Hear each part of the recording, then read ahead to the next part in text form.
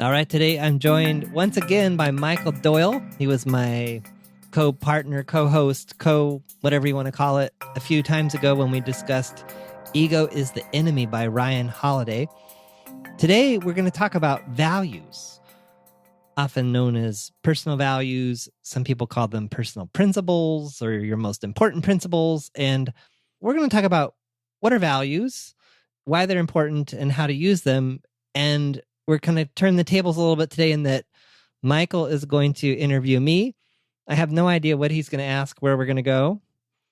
And then we're also going to do some coaching. So, Michael, where are we going?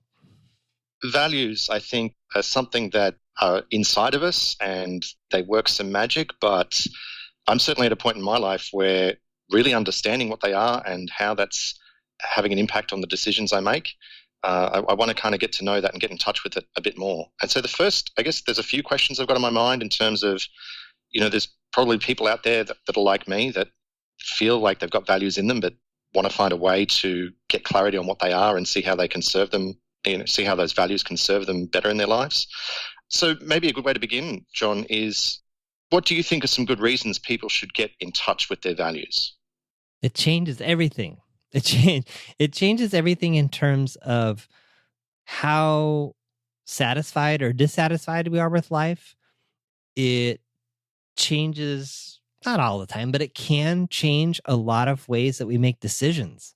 Because instead of looking at decisions through the filter of how I feel or what I'm thinking in a given moment, values can provide almost a deeper sense of guidance, maybe an internal GPS of sorts that keeps you on course with who you intrinsically are. That sounds good. Can you tell me a little bit more? I mean, I like what you're saying there, but I'm struggling to understand, to kind of see it practically. Okay. Like maybe you've got a good example of if I understand my values, how my decisions might look differently. I guess an important starting point with values is that there's nothing right or wrong about them. We each have different values, and these values are often the things that are most important to us, and they're kind of like an intrinsic wiring. In other words, they don't typically change over the course of our lives. We may prioritize the values that we have in different orders, but typically they're kind of core to who we are. This is part of the intake process that I do with clients. So I'm just kind of riffing on that as I'm talking to you. So a practical example of how this might work out could be if, say, you have a very high value around integrity. And I've worked with a lot of people now. It's really fascinating. Some people, integrity, honesty I'd say it's a fairly typical value. A lot of people have it. I've worked with people that it's not totally on their list. Other things are on their list. And so a practical example could be if you have a very, very, very high value around integrity and you're in a situation that requires you to act in an uncomfortable way, chances are you're going to honor that integrity value, that need to be honest, over the discomfort that it's going to cause you. So, trying to think of a good example here. So integrity is, I guess that's one example, but it doesn't feel like a very satisfying or fulfilling example. What do you know off the top of your head maybe what some of your values are or what you think they are, and then we can play with those as a practical example? Yeah, well, one of them happens to be integrity. Okay. So here's a great example. So for you, what tends to come about when you feel like you're not living in integrity? Like, what's your sensation? So recently, I would have to say that it's probably more difficult for me to pick it up. Going back to our ego as the enemy conversation, it's maybe the ego is involved in that masking process. But certainly my children have been fantastic at helping me see where I'm not living up to the value of integrity as I would like to. So, I I'm imparting life learnings onto them, trying to raise them to the best of my ability. That comes with, I guess, some certain guidelines. And then when they see me not holding myself to that same standard, they call it out. And it makes me feel terrible. It makes me feel like I've let myself down and I've let them down. Really kind of smacks me in the face. How about a different one? Integrity can be a tricky one to play with. How about a different one? Sure. So another one of my core values is respect. Respect in all its forms. So, respect for others, respect for your work, respect for yourself, respect for the environment, in all kinds of flavors. Okay. So a practical example there could be, say you're in a work situation or maybe even a personal or family situation. If you don't feel that you are respected, it's probably going to really bother you. It's going to get under your skin. It's going to make you angry in a way that someone that does not have respect on their list, here's a great example. I think it's a great example. Say someone has a value around fun. They have a really high value around fun. You have a really high value around respect. Say fun is their number one value. Having fun, that's the most important to them in their lives. And for you, the most important thing is respect in a number of different contexts. If you're in a given situation, it's possible that they would step on your value of respect by doing something they thought was really, really fun or very, really, really funny. But to you, it was disrespectful. And in your sense of like, hey, that's not really funny, that's disrespectful, they're like, well, let's just have fun here. I mean, it doesn't really matter if I'm respecting you or not. I mean, the point is to have fun. How does that resonate, strike you? Yeah, I'm starting to see a more practical application of it. So I guess from what I've heard you say, if I kind of re-summarize that in my own words, if I understand what my values are, then in the moment when I'm starting to feel like those values are being crossed, I have a better understanding of what's going on in that moment. But also too, if I can start understanding other people's values, because their values are not the same as my values, I think that gives even greater context to what's going on and perhaps takes some of the emotion out of it. So, in the example you mentioned, if somebody has a value around fun and they're doing something out of fun that comes at the expense of my value of respect, at least I've got context in that, and I know it's not a malicious attempt to attack my value of respect. Mm-hmm. Does that make sense? Yes. And that's where conflict happens a lot in a lot of relationships and in a lot of work settings. So maybe you've got someone that places a high value on being successful. And you've got another person that places a very high value on maybe respect or caring for others, compassion. Well, again, you're going to have conflict there if maybe the head of the team is, we have to ship this product at all costs because success is really important to me or to the team or whatever. And yet it's going to come at the expense of that person that says, well, wait a minute. Well, how's this going to affect these other people? This isn't fair. I don't like this. And so the person that says, I don't like this, they're going to find that a very unfulfilling place to work. And the person that is their success is really important to them. If they're finding consistent success, they're going to say, hey, this is great. I love being here. Because they're being fulfilled. And I keep coming back to that word. But that's how I look at values, which is when we're in alignment with them and living into them, we are most satisfied and most fulfilled in our lives. And when we are out of alignment, we're going to feel that dissonance, that friction, that, I don't know, I don't want to get out of bed and go do this job, or I don't want to do this thing, or I don't want to work on this project with this person because I don't find it fulfilling, or my values aren't, I don't find it fulfilling. And if you dig underneath that, why aren't you finding it fulfilling? Most likely your values aren't being honored. Okay, perfect. So, I've got a clearer picture now on some reasons why I would want to understand what my values are and how they can help me, I guess, not only in future interactions and decision-making, but also could provide a point of reflection upon things in the past and maybe a better understanding of why I felt certain ways after certain events. Yep. It's also a good way to I like call it mine for values. So if you look back at an interaction that made you really angry, and maybe it's an interaction that made you angry but not someone else. So maybe I don't know, maybe awards were being given out and you didn't get recognized. Maybe you have a really high value around recognition.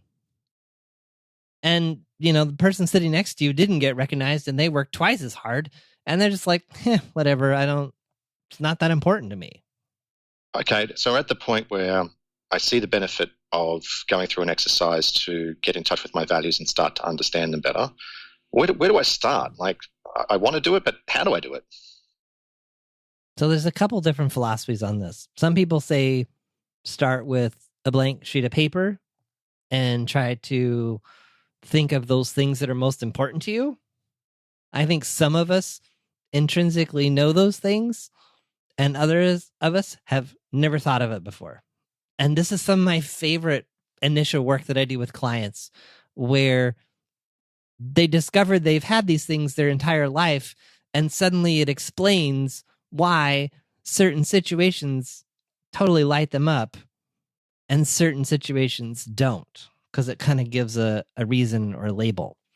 So there's probably there's different schools of thought on this. One school of thought says, don't taint yourself, start with that blank sheet of paper. And so there's a couple different ways you can go about it if you take this approach. One can be to think of like a peak experience in your life. So what's a time in your life where everything was just perfect with the world? You were just your most centered. You were just like in the best, could be physical space or mindset space. Like all was well with the world. What was going on? What were you doing? What was it like? What was happening? What were you feeling? So for me, one of my peak experiences is being in the middle of a little village in Switzerland in the Alps. It was like 10 o'clock at night. I was walking through the village, either to the pub or from the pub. I can't remember which. And I remember just standing there, and I remember the church bells ringing and looking at the stars and the moon and just looking out over this valley, and just everything was right with the world in that moment. And what I realized, so what I thought of that experience, what I take from that is I have a real value around peace and tranquility.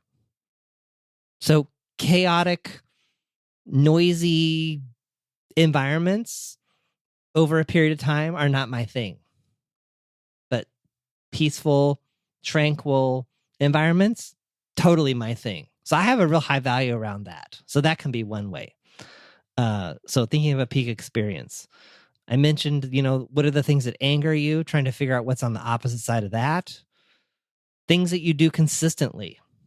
Is there a certain behavior or a certain thing that you always do? So in the case of integrity, it's like, well, I always try to do the right thing, or I never tell a lie, or I try not to tell a lie, or if I'm charged the wrong amount, I always go back, even if it's just a few pennies, and fix it, because it's important to me to be honest. So that might be an example of like, oh, that might uncover honesty.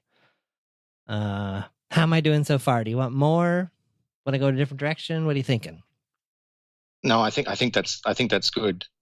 Obviously, this doesn't seem like an easy thing to do, though. So, particularly like yeah. Looking at the things that upset you or make you angry, I find that's kind of an easy one to start with, because it's kind of easy to pick up those moments. Mm-hmm. Whereas when you felt your best kind of moments, for me, it's just going to require a little bit more thought into what exactly were they and what was the mixture of things happening at the time that made me feel like that, and then trying to dig for values there.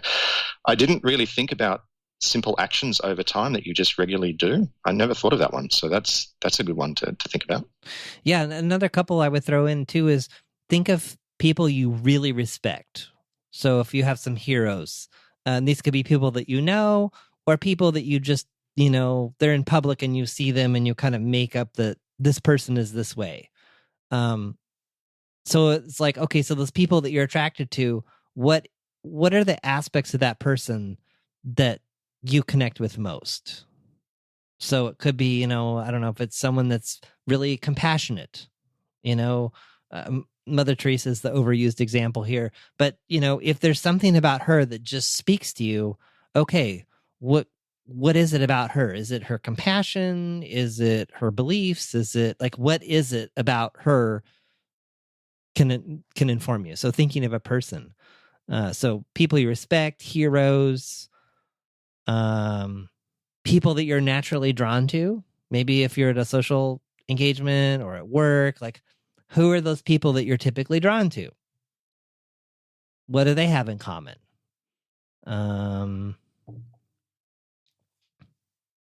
Another one, this one's a little harder to get at, but it's like, what do people say about you?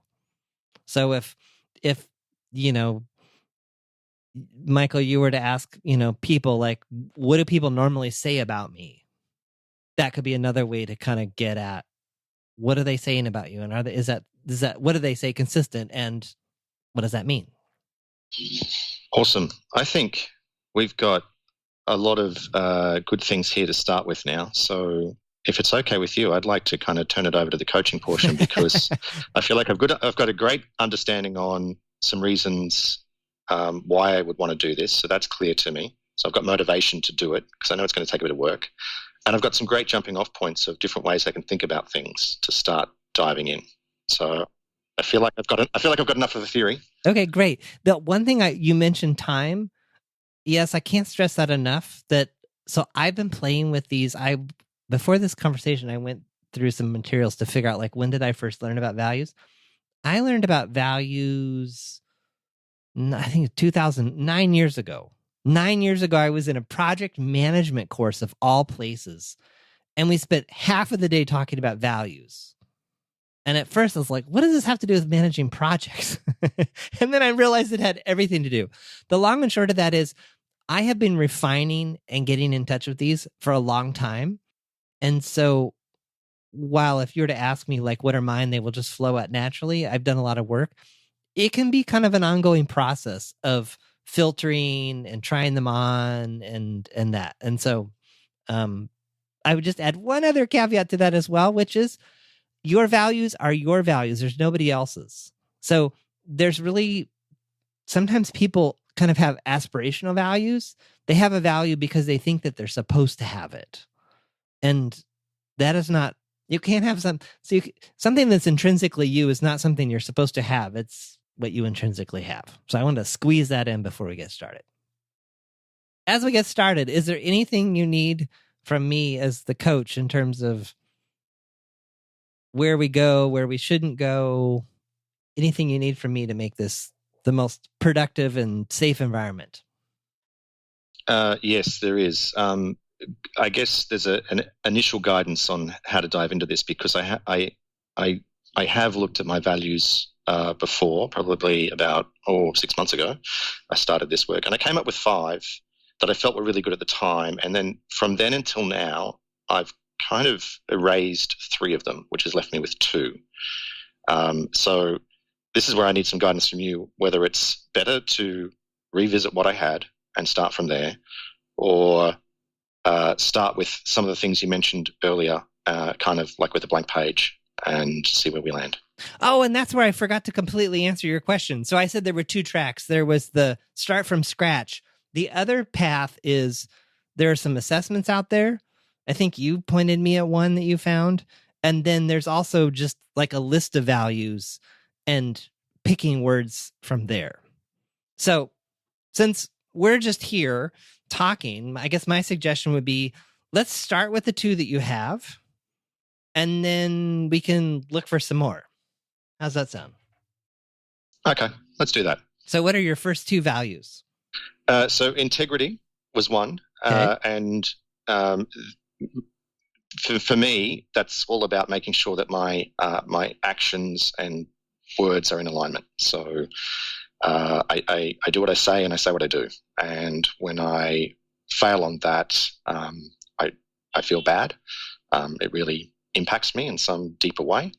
And it's not so when I did this exercise for me, I thought about things that upset me when I'm shown, I guess how I'm not living that value. But then I also put it onto other people and said, when other people uh, demonstrate this or don't, how does that make me feel? Um, and when other people don't show integrity, it's not that it really upsets me, but I just kind of get this feeling of, okay, I understand you're not the type of person that, has this same value as me. And when you say you're going to do something and don't do it, that doesn't seem to bother you as much as it would me. And it just makes me think maybe that's not the type of person I want to work with, or kind of, yeah, I'll leave it at that. So what's your second value? The second one was respect. Oh, I just made up respect. I just made that up. Okay, that's too funny. Yeah. No, the second one was respect because, so I think I mentioned before, respect in all its forms. So, respect for myself, respect for others, respect for the environment. It just, for me, it just flows a lot. So, and I think this goes back to the thing you were talking about before about what are the simple things you do every day. So, when I'm out and about, I try and look people in the eye and give them a smile. Or, when I'm at a shop, I be polite and just a little bit of light conversation or something. I respect that this person is in a position where they're serving me and that's their job and they don't need to be treated rudely for that. So just little things like that, I think. Okay. So if you could invite anyone to a dinner party, say 3 people, any living or dead, who would they be? Oh, you're making me think. 3 people to a dinner party.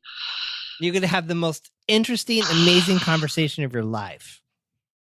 Wow, I wish I had prepped more for this question, John. I guess the thing is not to overthink it, right? No, just blurt something out. That's all I'm doing.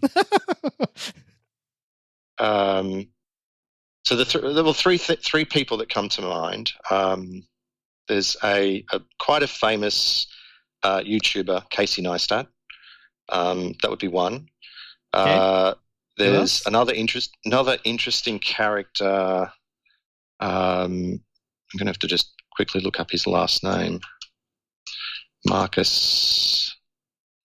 These are people from modern times. I wonder if I should be thinking older times. Try not to overthink it. Magnus Walker is the second one. And I can explain more about him if that's somewhere we want to go. Casey Neistat, Magnus Walker. Who would be a third? Who's a third? My grandmother. How about that? What's her name? Stella. I love it. So it's you and these 4 people, and you're having the most amazing conversation. What are you guys talking about? Wow. Well, I guess we're talking about their lives and how they got to the place they are. What else?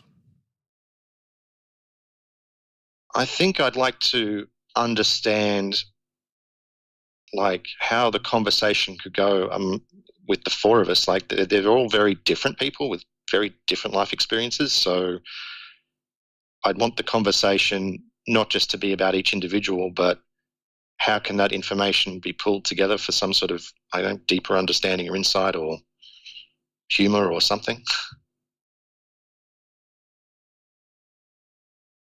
And do you think that there would be any type of common theme to the conversation?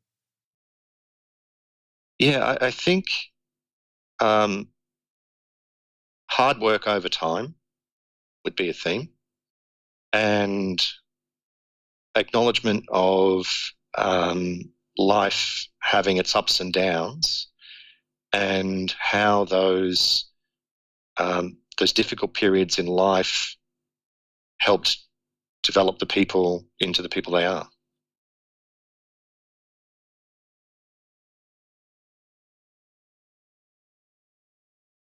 And what value do you think might be underneath that?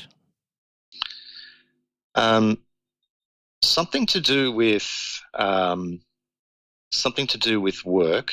So I'm not really sure how to phrase that, but um, in the case of Casey Neistat and Magnus Walker, it was the act of doing things that got them to where they are. So there's something in there about uh, the journey and continuing to do.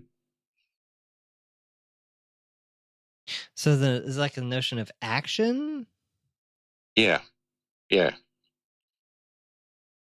action. Yeah, and if I think about it, in past work situations where people have shown up in a team and not taken action that they said they would take, I guess I've looked at that as maybe under the filter of integrity, but it could be something else about just not taking action. Mm-hmm. And sometimes there's an interplay between several of them. Mm-hmm. In fact, if you want to have the most richest, satisfying experience in your life, it's like find a situation where you're living all of your values all at the same time. Mm-hmm. It's just, yeah, the interplay between the two.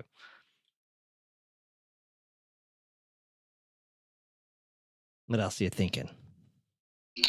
My mind's just gone blank, but I'm staring at a photo of my two daughters on my desk.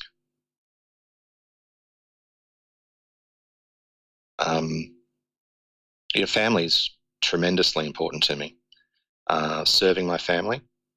I really love doing little things for them that make them feel good, whether that's cooking for them or, doing a chore, doing one of their chores for them one day just as a surprise. I think that's really part of my love language is doing. I guess that relates to action as well. Mm-hmm. And what do you see as the distinction between service and action? Oh, that's a good question. I guess action.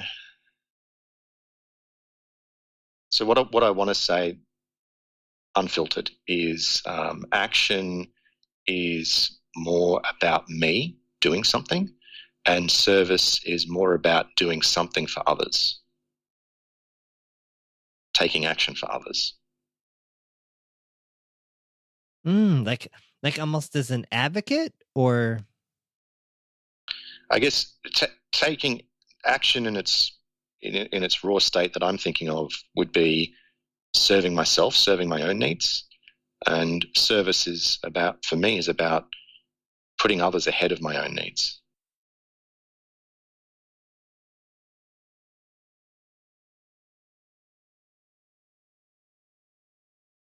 Not at the expense of my own needs, but ahead of my own needs. So recognizing I'm choosing to do this because to give to them, I guess there's a reward there that's greater than doing something for myself.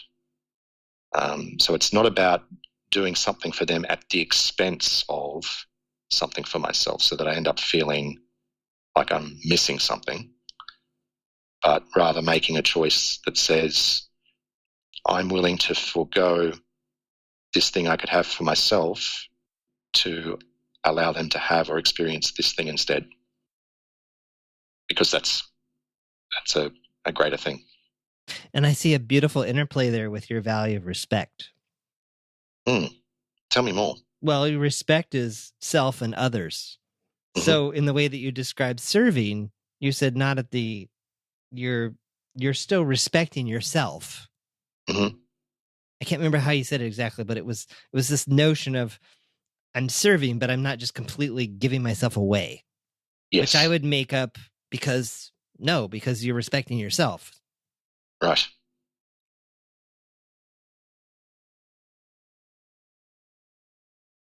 Okay. What's the essence of Magnus Walker? So this is a guy. You can research him online. There's a great YouTube video of him, kind of like a short documentary, about 30 minutes, where he talks a little bit about his life journey. So he grew up in the north of England, and he moved to the US in the 70s. And basically, it's the classic story of didn't have a lot of money, had to kind of figure out how to make some money. Found a way to make some money in alignment to what he enjoyed in life. That led to other opportunities, which he learnt and grew, and then found another passion and kind of started to develop that. So at the end of him now, he's kind of opened up all these doors in his life because it looks like he's been true to himself along the way. He's followed his passions, done them to the best of his abilities, not really compromised on decisions, and has been successful because he's remained to who he really is. So if you were to pick a word or two to summarize Magnus, what would it be? Where would they be? Authenticity, and I guess something about maybe determination's not the right word, but kind of that not giving up. Grit? Grit, yeah. Grit was one of the words I had in my mind. Yeah, by the way, anytime I just throw out a word as I'm just riffing. So yeah. If it sticks, grab it. If you think it's stupid, just say so.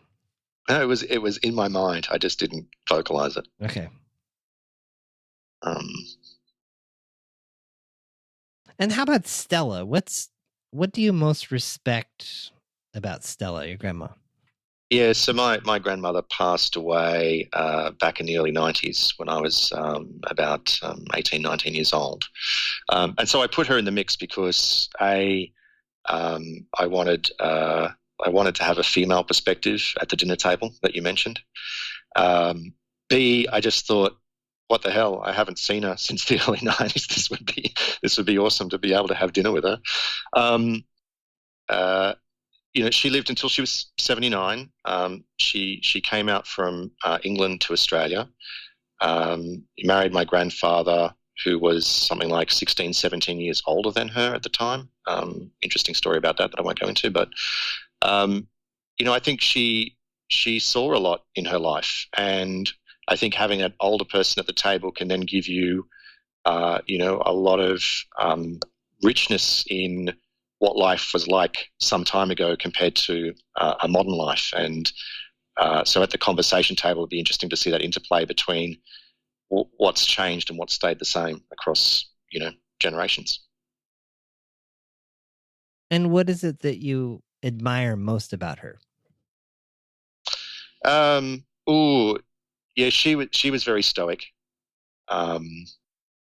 She was very intelligent. She served her family.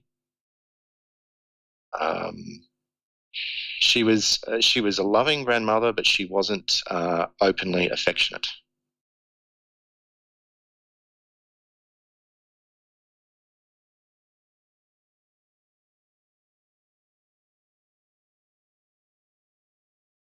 And so what values fall from these things that you're saying? It's something to do with strength. I mean, my grandfather, her husband, was in the Navy, and he served in World War I, and he was about to retire just before World War II broke out, and he got called back. So she had to raise my father, who was a couple of years old during that time. So I think there's a lot of resilience, just getting on with it. I think there's something about, we live in a time where we're very fortunate that we can have these wonderful discussions like what we're having, John. I'm not sure it existed in that way back then. I think it was more just get on with it. And I think then that ties back into the action of things. Like just get on with it. Like, are we overthinking things in life now because we've got access to so much information?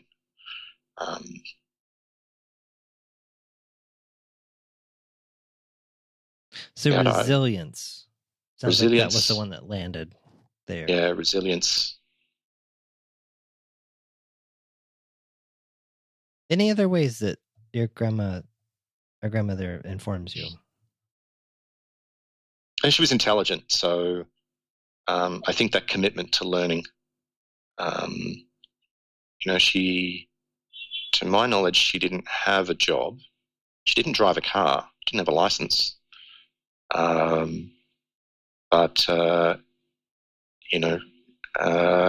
something about a commitment to ongoing learning. She had wonderful creativity. She was a painter.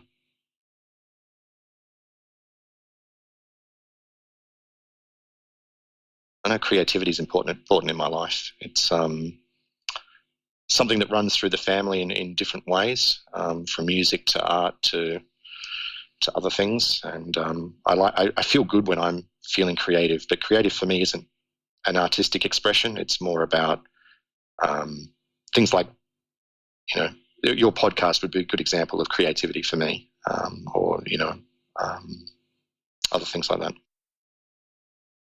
I hear more energy. I hear energy, and like your voice kind of picked up speed around this one. Right. Excellent. Yeah, I feel What's like that I about? just slipped. I feel like I just slipped into like a really deep thought there.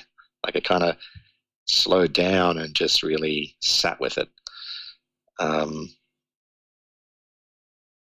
Yeah, I guess creativity is important. I like, again, it's not how people might think about it. So, creative to me is, I guess, getting better at doing things in my life. And when it comes to my coaching, how can I get creative in the service of others? What are some things I can be doing to serve them better that are different or uniquely me? That's where my creativity comes out. Beautiful.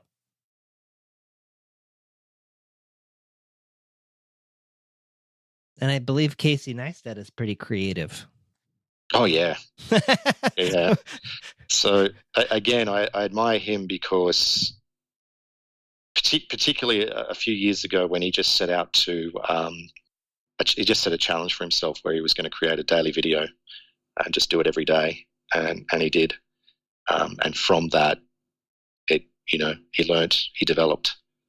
So again, it's combining those things of taking action, resilience, I guess disciplines in there, learning, ongoing learning, staying true to himself. And then because of that, the work he does now is more creative because he's built that.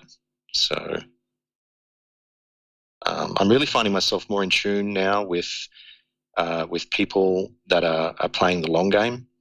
So rather than looking for quick wins, they're taking a path of, this is going to take time, but I'm going to dedicate myself to it. And the payoff's going to be 10, 15, 20 years from now, not, 10 days, 21 days from now. But also too, I guess, realizing that the payoff's not the payoff. So you do these things with the idea that, I guess, like investments, right? You put your money away, you invest with the idea that one day you'll have a larger sum of money to do something with. But I think within personal investment, I don't know, I just have this hunch that it's not the goal, but it's progress towards the goal. So getting to the end will be rewarding, but I think by then you'll look back and realize that it was the process that was rewarding, not the end state. And what do you think the value is underneath this? I was hoping you'd just tell me, John. That would have been easier. The value's in discipline, and I think I hesitate in saying that because there's a lack of discipline in my life in some ways, and I'm trying harder to readjust to that. Maybe I just need to think more about what discipline means to me. I guess that could tie into respect, self-respect, committing to myself to do things because over the longer period of time, it will serve me better.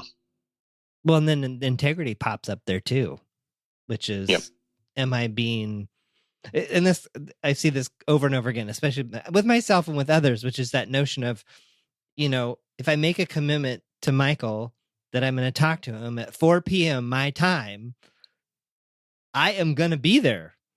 But if I tell myself I'm going to go for a walk at 5:30 a.m., I think I'd rather sleep a little longer. Yeah. Yeah, I struggle with that too. Having a commitment outside of myself really makes me move towards it. And if it's a fake commitment, like you hear people say, well, just set yourself a deadline. Oh, that's just totally movable.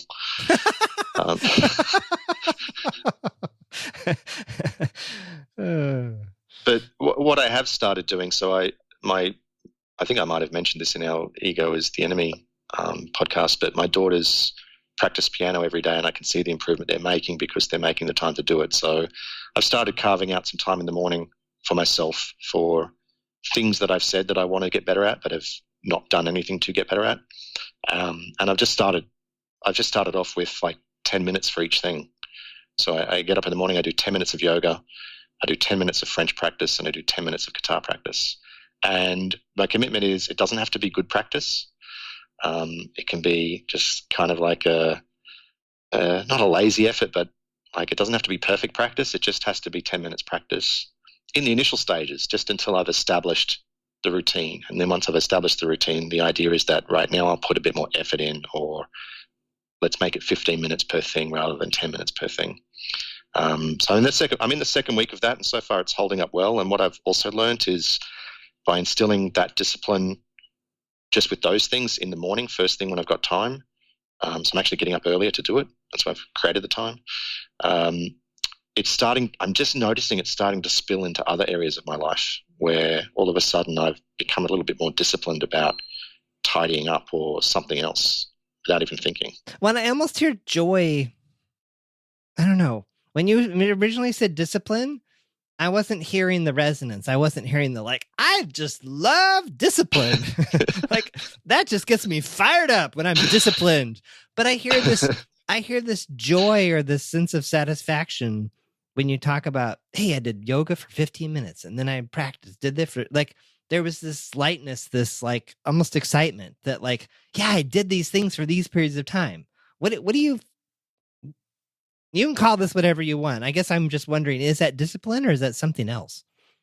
I love the way that you've reflected that back. So I enjoy being lazy, but so you have a value around. No.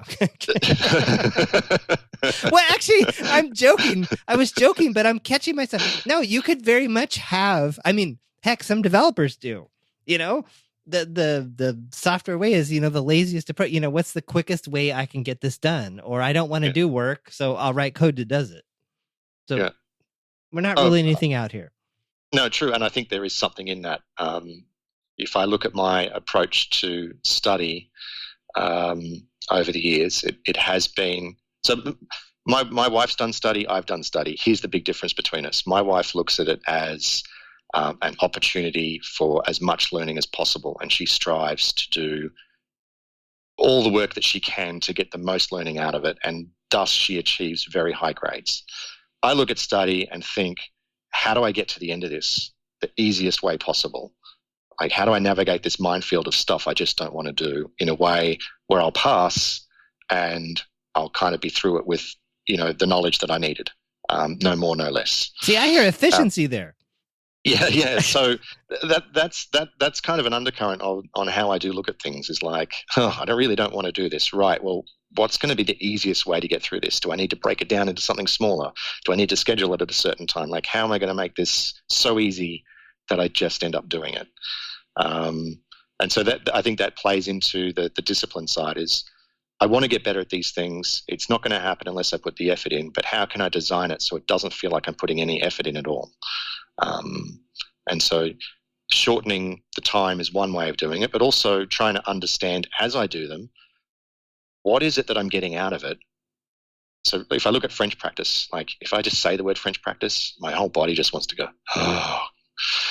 But there's obviously something in it that I enjoy. And if I can find out what that is, then maybe I don't call it French practice, but I call it French enlightenment, or I don't know what, something else. Running's the same. I don't run for exercise. I run because it's a period of time I have to myself to think about whatever I want to think, and I can let my mind wander. And I'm enjoying being out in nature. The benefits are it makes me fitter, but I don't pursue it for fitness.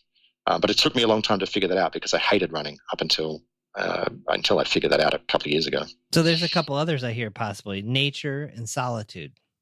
Solitude, yeah. I'm an ambivert, so I like being around people sometimes, and I like being alone at other times. So I couldn't say I prefer one over the other, but I need to have a balance. I'm also much better with people one-on-one than I am in a group situation.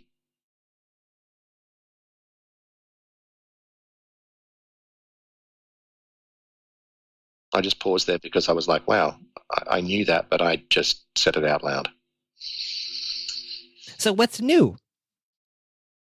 What's new?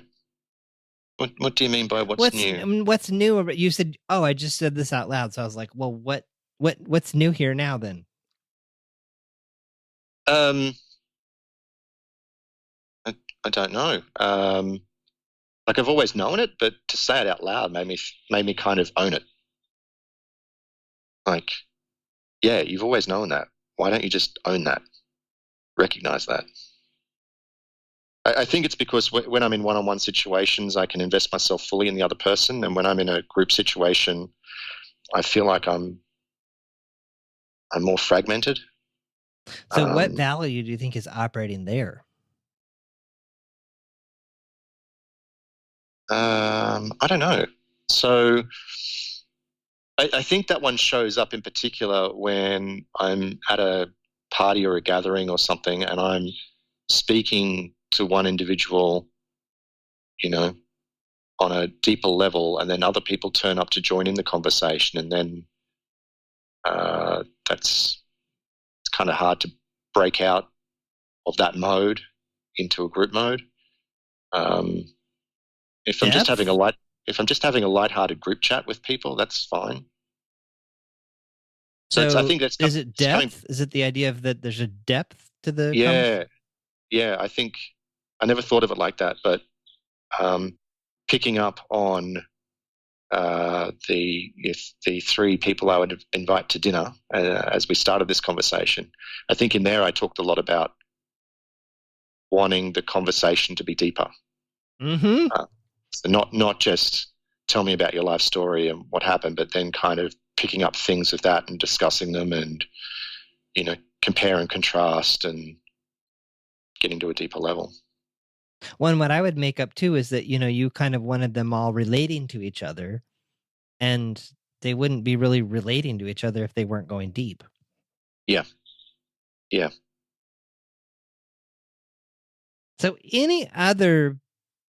what I guess I'm going to suggest next is that we do a little roundup.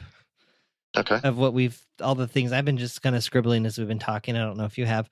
No, I'm glad you have. I was hoping you were taking notes.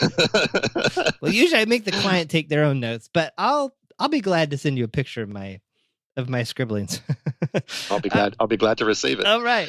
Actually, do you have the ability to write, like pencil and paper or pen and paper or something? Yeah. I've got a notebook in front of me. Or some people like to go type. Okay, before we do the roundup, though, are there any others, now that we're kind of warmed up and we've thrown around a lot of different things, are there any other values that are just lurking out there that you just want to say out loud or write down here? Just the ones that I had down before that I crossed out. Okay, yeah, let's throw them in the mix. What are they? I think there's something in them that holds true, but maybe not the whole thing, and that's why I crossed them out. So the other three that I originally had, one was caring. So again, this was the notion of, particularly in the family context, serving my family, caring for my family, so caring for people, and I think wanting to go deep in conversations is kind of in that caring mode. Um, Fairness was another thing, and this is a little bit more cultural. So being brought up in Australia, the idea of people having a fair go is, kind of like a national part of our national identity. Something my parents raised me. I've got two older sisters, and being fair amongst us was important to them. And so by fairness, I don't mean everything should be equal, but more that everyone should have an opportunity to have an opportunity to things. So have an opportunity to improve themselves, or make progress, or something like that. So not denying things from people, I guess, if that makes sense. And the third one, and I worked out this wasn't really one. So this is an interesting exercise, but it was reciprocity. So what does that mean? So the idea that if I do something for someone, then they'll do something back for me, kind of thing. I struggle. Yeah, go ahead. But you're striking it.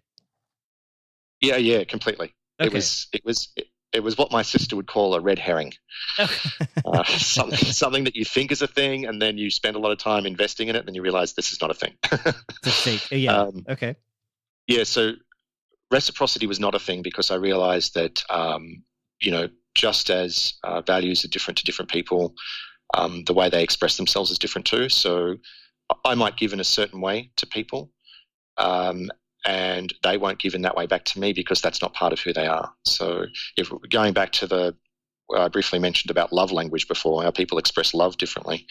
So my way of expressing love might be inviting my friends around for lunch, and making them a lunch, because that type of serving, caring, creating, doing is my love language. But for them, it might not be that. For them, it might be writing me a note, or it might be giving me a call. I'm terrible calling people up. That's definitely not my love language. But for them, it might be that. So that's where reciprocity fell down. Was like, I might put on a lunch for people, and then look at them and think, well, how come they never invite me over for lunch? And that's because that's not their love language. Whereas maybe they're calling me up every month or every 2 months, and I'm not seeing that, and they're probably thinking, why doesn't he ever call me back? So that one got struck. Okay. So let's do.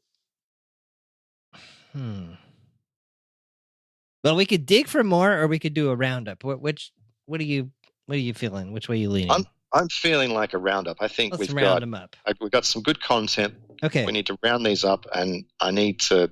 Here's what we're gonna do. I'm just gonna read each word back to you, and I want you to write it down. Okay, I've got my pen in hand, ready to go. Efficiency, nature. So let me know if I go too fast. Solitude, fairness, integrity, depth, caring, service, creativity, hard work over time. I don't know if we had a word that summarizes that. Action, discipline, resilience, respect, authenticity, learning.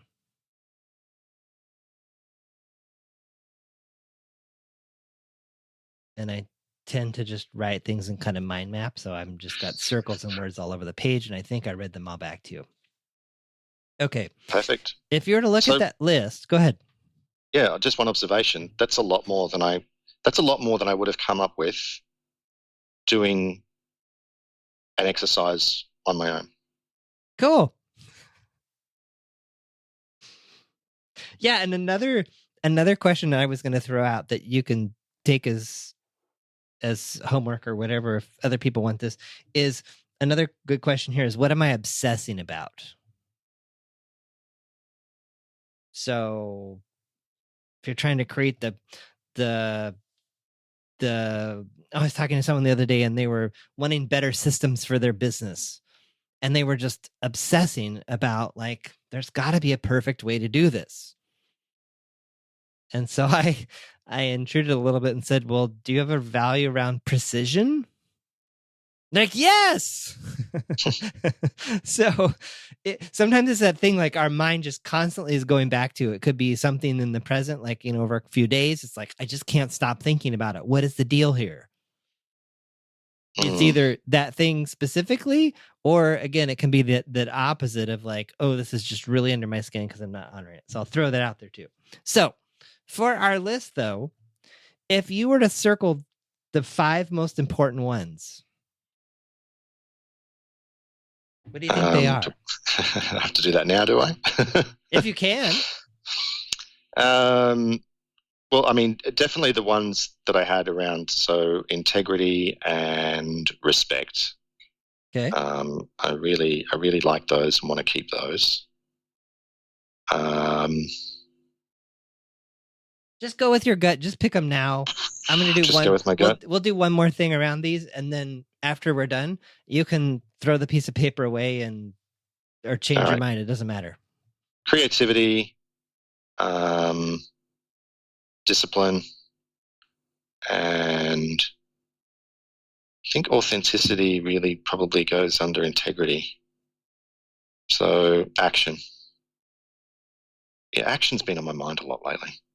Now, you talked a lot about serving and service. Do you want to sneak in a 6th one? Well, service, I think, relates to creativity, action, and discipline.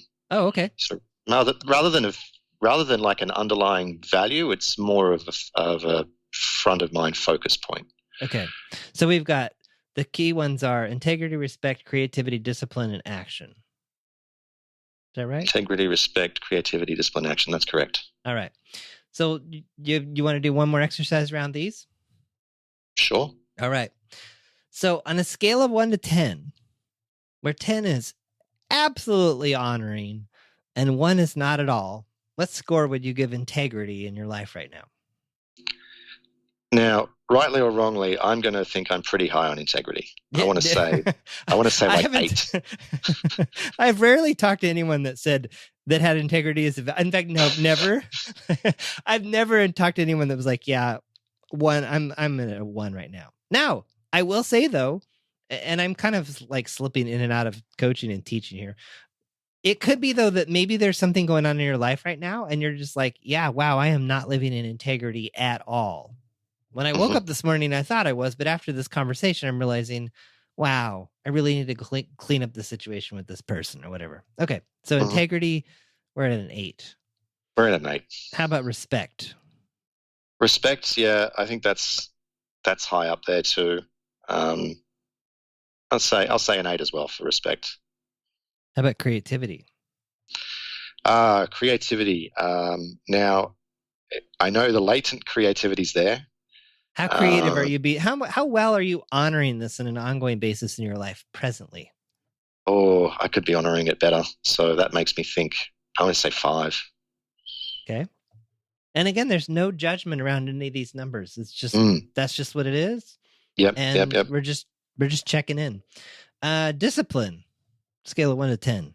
Oh, discipline. Yeah, let's say 4. Okay. Yeah, I think that could be a lot better. And how about action? Action. Again, 4, 5. Say 5. I think I'm acting in ways that I'm not. Like if I look back, I can see actions I'm taking, but it doesn't feel like the action that I want to be taking. If you know what that probably doesn't make sense. Well, what I'm hearing there though is a lot of like some judgment around the action. Like I'm doing the wrong actions, so I'm taking action, but it's just so. What that would raise for me is: do you want to further define what action is for you? Yeah, I think I probably need. I think I need to look at it. It's not that I'm taking the wrong actions. It's like the iceberg floating in the water. I'm taking actions that are under the waterline right now, and where I want to be is taking actions that are above the waterline that are really visible. So if I look back on the actions I've taken, I can see them. I can see, oh yeah, I've read this and I've done that and whatever. But I guess the change isn't as in your face as some other actions. Yeah, and I guess, and then throwing away the judgment, it could be, well, I value taking action, and I have been taking action. So, yep, higher or lower. Okay, so when we look at these, so we've got integrity 8, respect 8, creativity 5, discipline 4, action 5. We'll set integrity and respect aside. Mm-hmm. Of the 3 with the lower scores, again, there's absolutely no judgment around this. Mm-hmm. Which one, if you were to raise it by, say, 3 points, would increase your overall satisfaction in life currently? Discipline. All right. So what would it look like starting in this moment and going forward if discipline was a 7 instead of a 4? Oh, wow. What would you do differently? What would be happening from this moment forward? It would be wonderful. It would be I wouldn't be aware of it as a thing I need to work on. It would just be a thing that I'm doing. So just be like breathing. It would just be happening. Yes. Yep. You wouldn't even be saying, John, I'm being disciplined. You'd just be like, no, I am disciplined. I am disciplined. Yeah. And what would be required to get to this place? I was just laughing because I was thinking action over time. So, I mean, seriously, action over time. So, if I look at those 3 things I do in the morning, then it's doing those 3 things every morning for a month or more. Well, actually, I set myself a goal to do it for a school term. So a 10-week period that my children are at school, I'm going to commit to doing this and then make a decision at the end of it. Do I still want to do these things or do I want to do something different with that time? But I will have built up the ability to be disciplined through the process. So, and what do you have to do, or what do you need to do to make sure that this absolutely happens? So that if I talk to you even tomorrow and say, hey, what level of discipline are we at? And you're like, John, I'm at a 7, no question about it. Yeah, it's awareness. So again, this is a thing that's on my mind that I don't want to be on my mind anymore. I just want it to be. But right now you have to be aware of when it's slipping, and then kind of pull yourself back into the moment and try and understand the longer reason. So I'm using you language, I should be using I language. I have to understand the longer reason why I want to be disciplined. So an example this morning was I didn't do my French practice because I got distracted with something else that totally could have waited till this afternoon. And this is curious to me because I'm carving out this time in the morning just for me, and I don't really understand why I'm trying to race to get out of it and get into distracted mode of things that aren't as important as these things. But I always like something that you said to me, or you said in a podcast or something so long ago about success is how you get back up when you fall over. Oh yeah, the idea of restarting. Something like that, restarting. So yes. So I'm looking at this when I do fall over and just say, okay, that's fine. You fell over. That's no problem. Pick yourself up. How are you going to ensure you do it tomorrow? Because you said to yourself that you want to be more disciplined. So. And what's your early warning system that tells you that you're off track? I find once I start putting attention on these things, that the first thing that happens to me is I make the mistake and then I realize I made the mistake. Oh, you didn't commit to the discipline thing. So exactly like this. No, but I guess what I'm Yep. trying to get it to the heart of here is there a way to realize that it's starting to happen before it's happened? Yes, but I think that's what I was getting to is, for me, it's a process where it starts off where I make the mistake and then realize I made the mistake.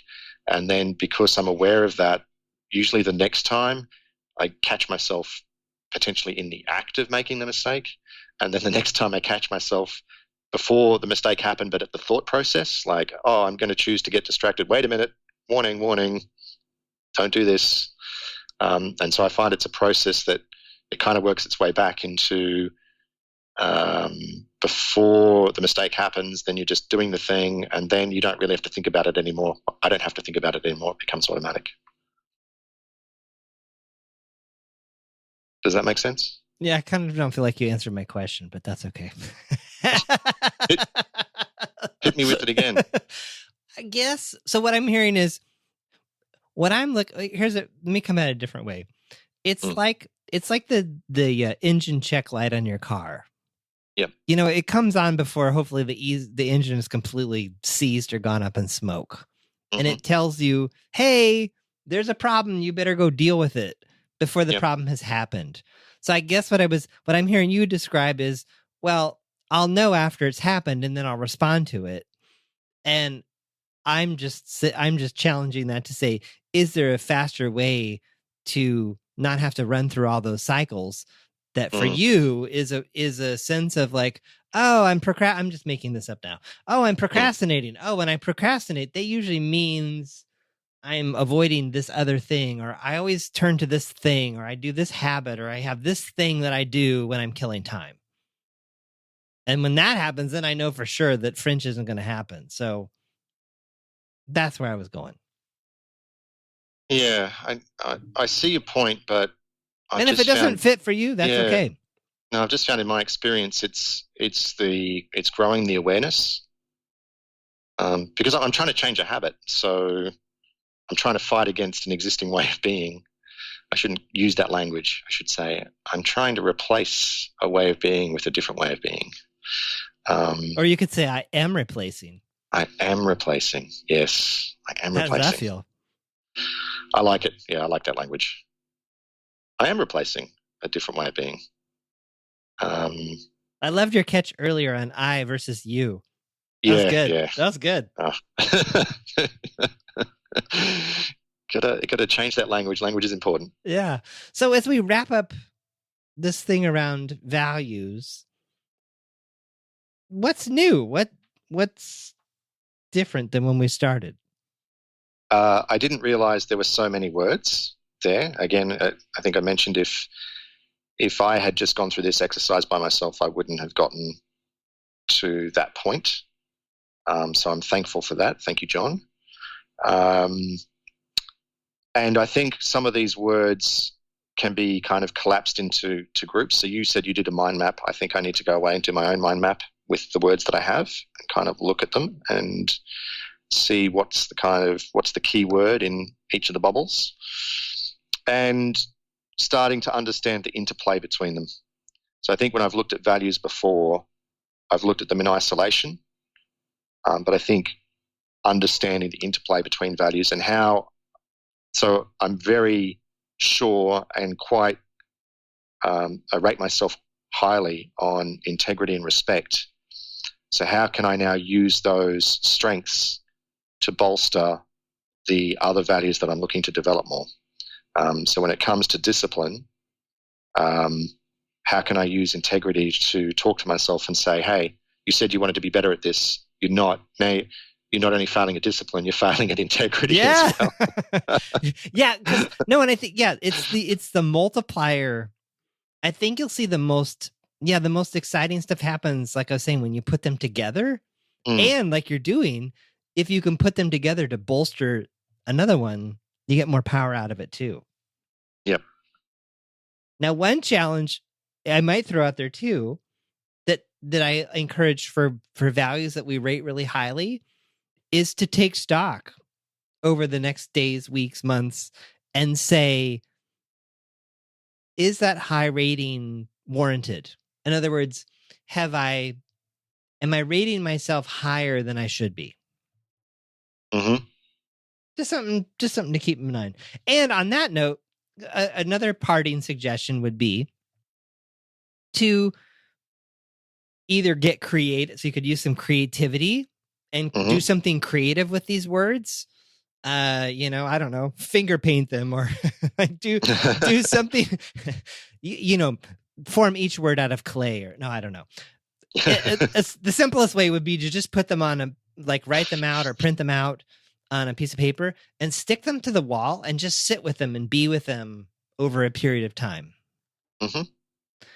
That refinement that I mentioned over the years has come because for a while, one of my daily practices in the morning was to just look at my list of words and just sit with them and to just kind of mentally, just kind of tick through them.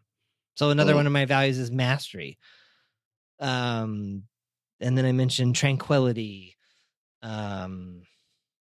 Integrity is on there somewhere. Clarity is on there. Order, which naturally, this is probably a whole different discussion, feeds right into my personal mission statement.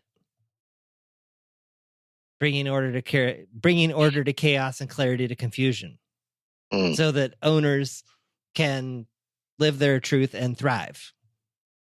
Ownership is another one of my things. So so you can take these words and start to piece them into kind of a mission statement or a motto or something like that. Oh, I like that. And the power of checking in on these things is huge. About a year ago, I was on I came back from vacation. I was usually really charged after vacation. And I was just kind of irritated and frustrated and just not centered. And I had the presence of mind to take out my list of values that next morning after we gotten back. And I realized as I went through my list, I had not honored any of them during my vacation on a consistent basis. Some of them not at all. And then using the 5-minute journal exercise of what would make today great, I said, well, I'm going to try to honor some of these. I'm going to actively step right back into honoring these values in ways that I know that work for me. So once you have, so it's it's the constant process of refinement, which is totally valuable, but there's also I'm continuing to refine and sit with them. There's also the checking in, which is, if I were to give myself a score right now, would it be a 10? Would it be a 1? Would it be a 5? What would it be? And what do I want to change? Yeah. And I love the 10-point scoring system. Just with that idea of it doesn't really matter what the score without the judgment. You cannot, there cannot be any judgment. Yes. How do you get from 4 to 5? What steps do you need to take so that you can call yourself a 5? Yeah. What would you need to do to increase your score? Yeah. All right. Well, any parting thoughts, challenges, epiphanies? This has been wonderful. This is an exercise that I really wanted to do, so I really appreciate your time. Spending the time with you to do it has made it better and has made it faster. Cool. If I were to do this by myself, it would have taken longer and I wouldn't have nearly as many words or things to think about and reconsider and reflect on. So thank you very much. You're welcome. And I just thought of one more thing, which is this. If you're going to go for extra credit, is take your list of 5 or 6 values and try to put them in order from most important to least important. And I just have to remind you, I told you my philosophy on learning and extra credit. So what this draws out too is, so if you were to put these in order of absolute most important to least important. By the way, there's a little matrix I can send you that makes it really easy to put each one against each other, and then a score will fall out so that you don't have to do it manually. Oh, perfect. Which I don't know how to explain very well over a podcast, but anyway, it's a little spreadsheet. That'd be great. And the thing that I would call out here is, my hunch is your wife probably shares some of these, maybe not all of them, but in the instance that she did, which I think would be unlikely, but it's possible, I guess, you probably prioritize them in a different order. So maybe you put respect just above integrity and she puts integrity above respect. There's going to be some situations where that's going to cause some conflict. I don't know what it would be, but you could play with some of the other ones. Like So maybe creativity versus respect, or creativity versus action. All right. I think we've covered everything that I could think of. Perfect. So there you go. Well, if anyone out there wants help with their values, you know where to find me. Podcast at johnpolster.com, or my website, johnpolster.com, or any other means of reaching me that you can think of. So thanks, Michael. Thank you, John.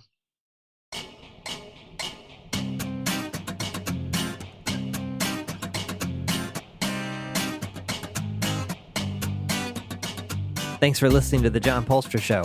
Notes, links, and all that other good stuff for this episode are at johnpolster.com/podcast. Send your questions, ideas, or a simple hello to podcast@johnpolster.com. Want to stay up to date on new episodes and receive notifications of upcoming events? Register your email address at johnpolster.com/updates.